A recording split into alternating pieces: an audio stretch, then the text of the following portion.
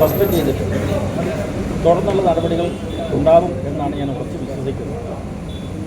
അത് ആഭ്യന്തര വകുപ്പിൻ്റെ വീഴ്ചയായിട്ടൊന്നും കണക്കാക്കേണ്ടതില്ല.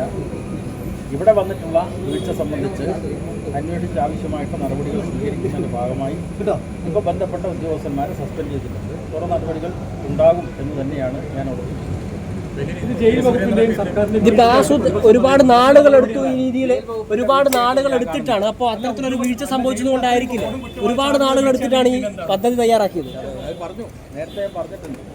അത് വീഴ്ചയായിട്ട് തന്നെയല്ലേ കാണേണ്ടത്? ശരിക്കും ജയിൽ DGP അടക്കം സമ്മതിക്കുന്നുണ്ട്. അത് അങ്ങനെ വരുന്നിടത്ത് നമ്മുടെ പഹൽഗാമിൽ 26 വിനോദസഞ്ചാരികളെ അതിർത്തി കടന്നിട്ടുള്ള സുരക്ഷാ ഭടന്മാർ, അതിർത്തി കടന്നിട്ടുള്ള ഭീകരന്മാർ, ലഷ്കർ-ഇ തോയ്ബയുടെ ഭീകരന്മാർ കൊലപ്പെടുത്തിയത് അല്ലേ? ആ സംഭവം ഉണ്ടായത്. അപ്പോൾ സ്വാഭാവികമായിട്ടും അതിൽ സുരക്ഷാ വീഴ്ചയുണ്ടായിട്ടുണ്ട്. ഇവിടെയും അതുപോലെയുള്ള വീഴ്ച സംഭവിച്ചതിൻ്റെ അടിസ്ഥാനത്തിൽ ഉദ്യോഗസ്ഥന്മാർക്കെതിരായി നടപടി കൈക്കൊണ്ടിട്ടുണ്ട്.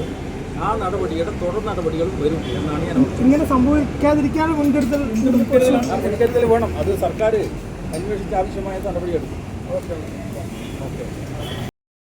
നിങ്ങളൊരു നഴ്സാണോ എങ്കിൽ ജർമ്മനിയിൽ പോകുവാൻ എന്തിന് ലക്ഷങ്ങൾ മുടക്കണം? അതും വിജയം വരെ സൗജന്യ ജർമ്മൻ ഭാഷാ പരിശീലനം യൂറോലീപ് നൽകുമ്പോൾ. Free education, free paper work, free placement assistance. ഇനി സൗജന്യമായി ജർമ്മൻ ഭാഷ പഠിക്കാം, സൗജന്യമായി ജർമ്മനിയിലേക്ക് പറക്കാം. Euroleap immigration consultancy, Kannur, Thrissur and Kollam.